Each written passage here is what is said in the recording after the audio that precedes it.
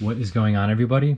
I'm excited today to do my first non-demo video for diagnosing a faulty guitar pedal, and in this specific case, a Klon Centaur. So let's go ahead and open it and see what's inside here. Okay, so I've gone ahead and unpackaged the pedal, and I want to give a quick background on it before I diagnose the issue. So this pedal was purchased originally in Tokyo in 1997, and it was used up until about 10 years ago. So what happened was, actually, if you look here, you can see that the original 3.5 millimeter jack was replaced with this 2.1 millimeter center minus jack. And what happened was the seller accidentally used a 12 volt AC adapter. And what happened was the pedal just stopped working after that. So based on my limited research, there's two possible scenarios. So one is that the Zener Diode inside of the pedal went bad. And if that's the case, that would be great because I don't have to mess with the black epoxy that's on the circuit. So quickly opening this up here, let's take a look. So basically this diode right here could potentially be faulty, and if that's the case, great. It's an easy fix. The other possible scenario is that the charge pump went bad, and this is under the epoxy. So I'm hoping that's not the case because that would be very complicated to fix. So what we're going to do is actually test the diode first. Okay, so I've gone ahead and prepared my multimeter, and I have it in the diode setting as indicated here. And what we're going to be testing is this diode here at the top right of the circuit. So more specifically, it's a 1N4742 Zener Diode, and this acts as the voltage regulator for this pedal. So normally what I would do is disassemble everything, desolder the diode, and test directly. And what I would be aiming for is a voltage reading of 0.5 volt through 0.8 volt. But what I'm hoping is that when the previous owner used the 12 volt AC adapter, that it just fried this diode. So ideally I would be looking for a reading of 0, even while it's on the circuit. So in order to test this, I'm going to take the black probe of my multimeter and put that on the cathode side of the diode, and that's indicated with the black on the diode itself. And I'm going to take the red probe and put that on the anode side, and hopefully we get a reading of 0. And we do. So what I'm going to be doing is ordering this diode, and in the meantime I'm going to go ahead and disassemble everything and go ahead and desolder that diode that's in there now, just in preparation. So I'll get that ready.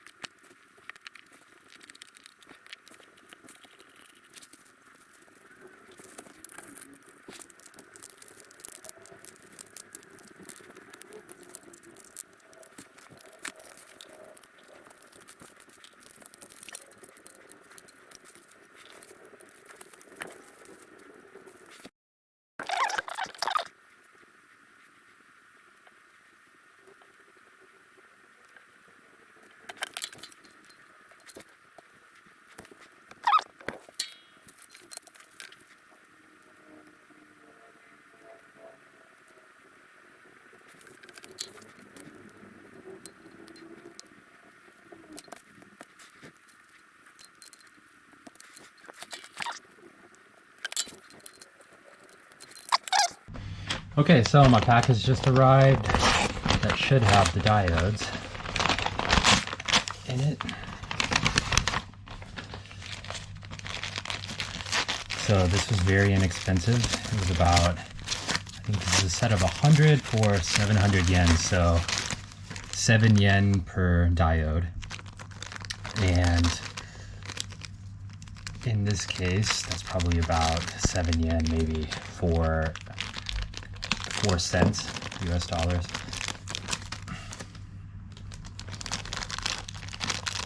So what we're going to do is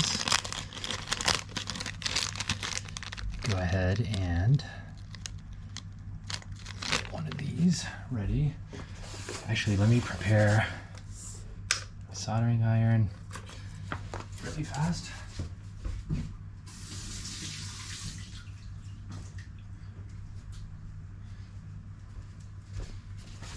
And get my wire cutters. So I'll just go ahead and cut one off here. Yeah, let's get this one that I already butchered.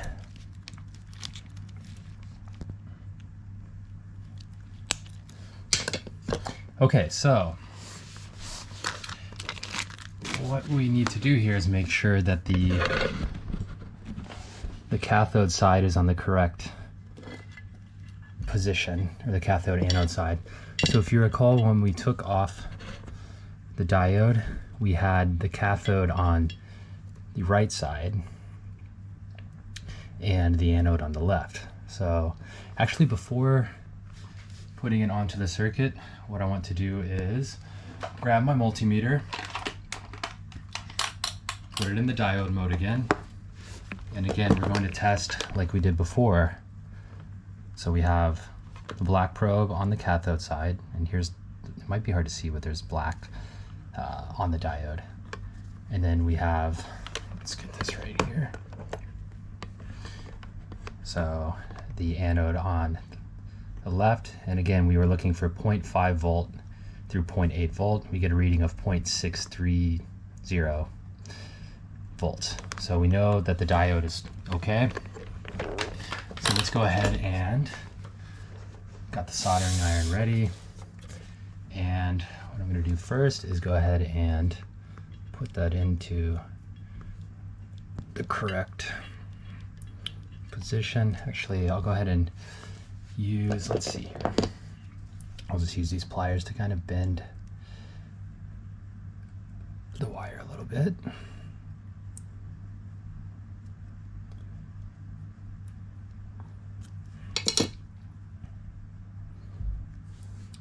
So hopefully, again, cathode is on the right side when you're looking at the circuit from this position.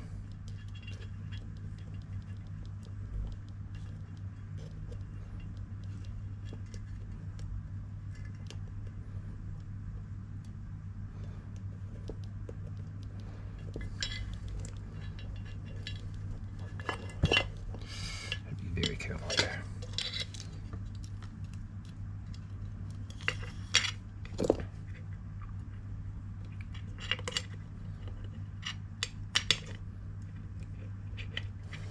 Okay, so make sure it's snug. No, it's not. So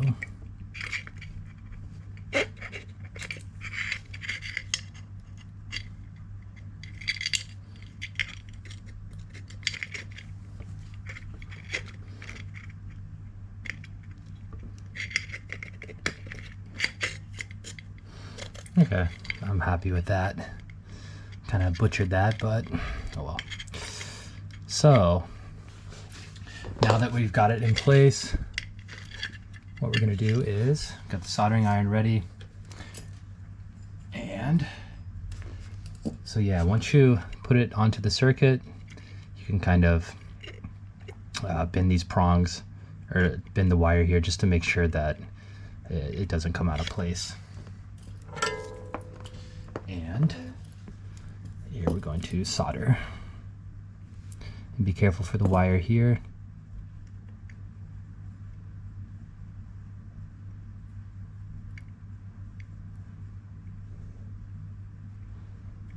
Okay.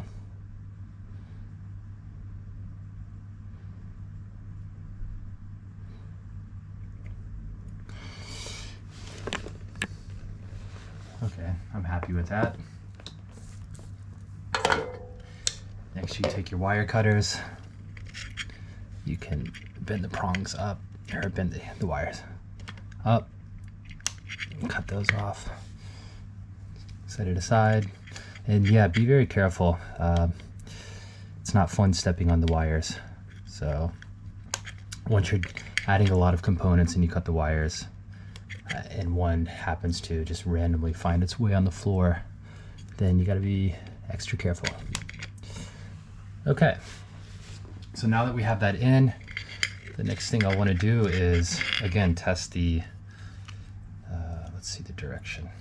So I'm going to test using the diode setting again on the multimeter and just double check that we get a decent reading. So also, I'll just say this, but so while I was waiting on the diode to come, I didn't know this, but the Human Gear Co. Incorporated sticker here on the lid is marketed towards the, or it's specific to the Japanese market. So originally I was thinking that maybe I somehow got a fake version, but no, apparently that's normal. So that was good to know. Okay. So now, let's see here. I don't know if you guys can see it. Move all this stuff away.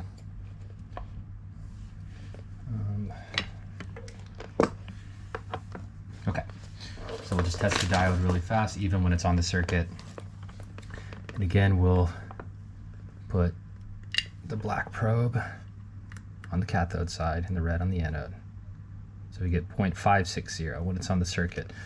And just to double check, we should put it, or we can check with the probes swapped. And in this case, we should get, I think it's 1 or some value, yeah. So obviously that falls out of range. So be sure to have your probes in the right positions of the diode. Okay, so I'm just going to keep the video going really fast, and I might fast forward through this part where I'm going to put everything back in place before testing.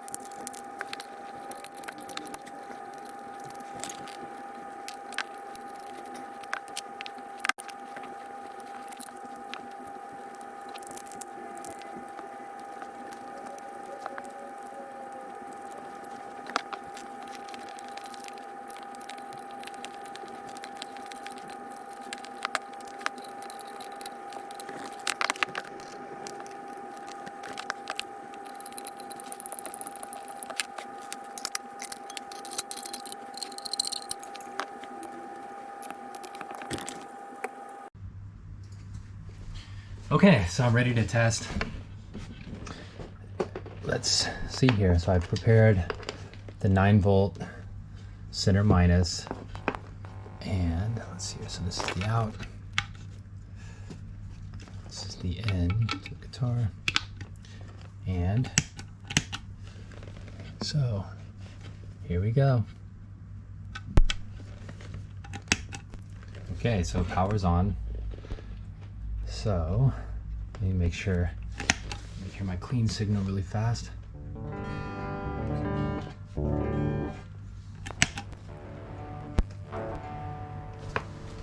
Need to put on my headphones for this.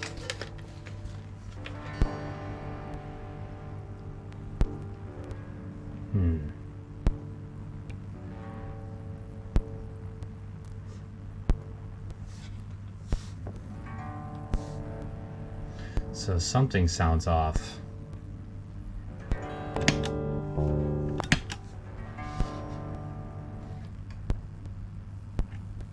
Okay, I definitely don't like that noise.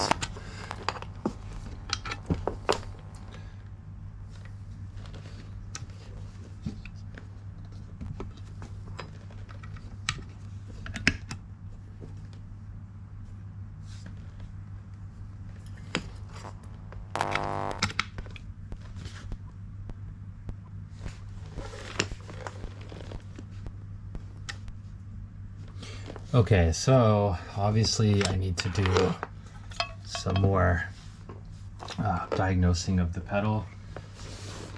What I'm going to try actually is to see what happens if we just use a 9-volt. Because to be honest, I'm not sure. Sorry, the GoPro shut off. So I'm not sure if the previous owner had a mistake in the way they did this. I need to look more into the schematic.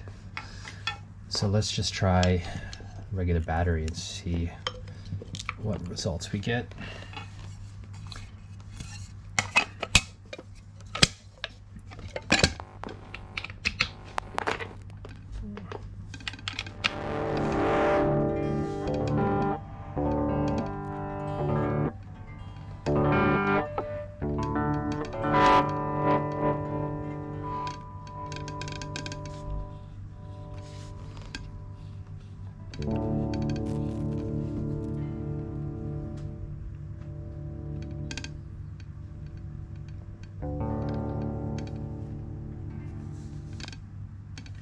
Okay, so there are no issues using a regular 9-volt battery. So, yeah, it seems that there's an issue with the actual power adapter. And just quickly looking here, let me double check the reading on the diode just to make sure everything is still okay. Yeah, we still get a nice reading. And then I'll go ahead and turn on continuity mode and just make sure that, yeah, so we do have continuity between the diode and this wire here. So that's good. So, let me double check here. Okay.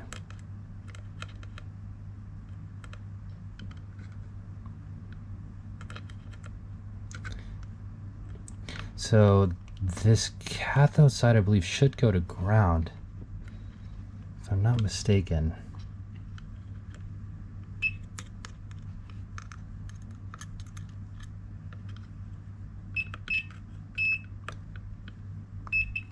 Okay, no, it's the anode side that goes to ground.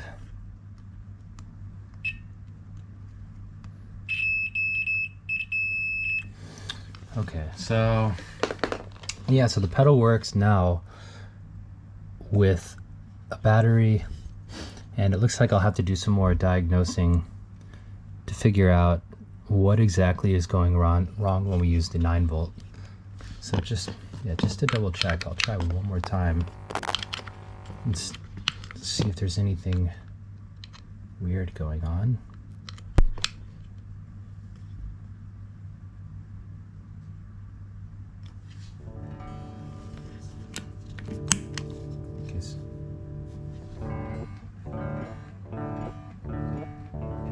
Okay, so it seems to be working now, so that's very odd. Let's see when it starts messing up.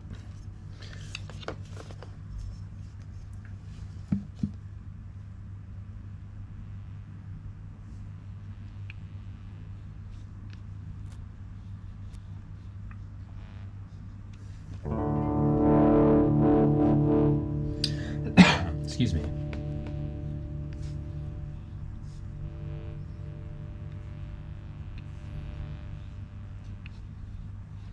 Okay, so the treble pot is a little scratchy, so actually I'm just going to go ahead and clean that really fast. And to do that, what I'm using is, let's see here, this cleaner, Deoxit Fader F5. So I'll just go ahead, just to be safe, unplug everything and just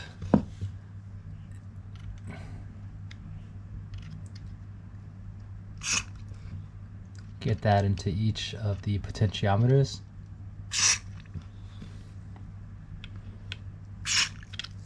Go ahead and clean that. So I'm not sure what the issue was.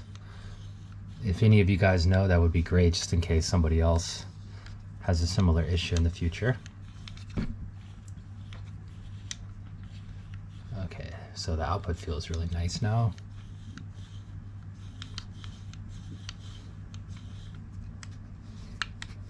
Okay. And I'll double check actually by putting the lid back on, or the bottom lid back on, to see if there's a potential issue with grounding. Some pedals on.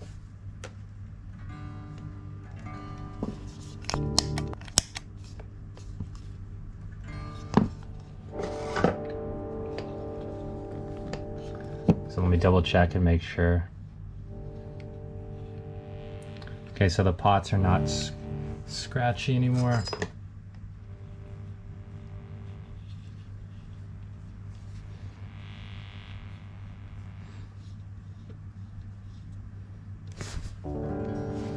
Okay, so I'm gonna go ahead and put the lid back on and see if that's where the issue from earlier arose.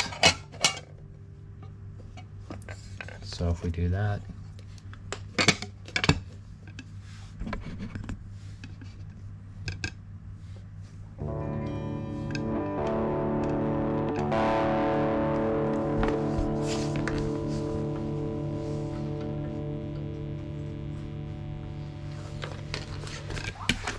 no, okay, so the closest I think was I screwed the lid back on.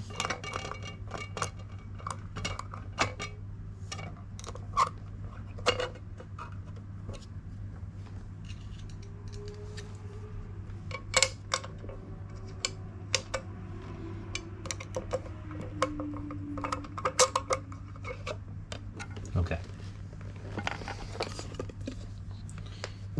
So we'll test now and see.